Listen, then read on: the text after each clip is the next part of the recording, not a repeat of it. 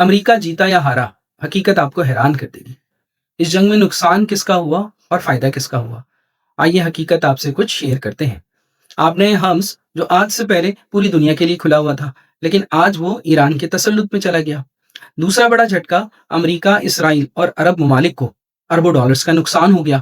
اس جنگ کے اندر جب سے یہ جنگ شروع ہوئی، اس دوران امریکہ، اسرائیل اور عرب ممالک کو اربوں ڈالر کا نقصان ہوا۔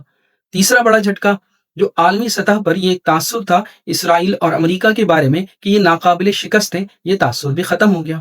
اور حیران کن طور پر جو بات سامنے آئی ہے، وہ پہلی دفعہ ایسا ہوا ہے کہ امریکہ کو اپنے اتحادیوں کی وہ سپورٹ نہیں مل سکی جو ماضی میں اسے ہمیشہ سے ملتی تھی۔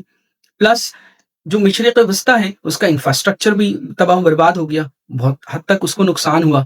دوسری طرف دیکھا جائے تو لوگ ایران کو اس جنگ کا فاتح قرار دے رہے ہیں، اور بنیادی وجہ اس کی کیا ہے؟ کیونکہ ایران کی مستقل مزاجی اور اس کا اسٹینڈ لینا، جس کی وجہ سے لوگ یہ کہہ رہے ہیں ایران اس جنگ کا فاتح ہے۔ ناظرین، کیا امریکہ شکست کھا گیا ہے؟ امریکہ کمزور ہو گیا ہے؟ آپ کی کیا رائے؟ اپنی کمنٹ سے ہمیں ضرور آگاہ کریے گا، اور مزید اپڈیٹس کے لیے فالو کریں ہمارا یوٹیوب چینل TNW میگزین۔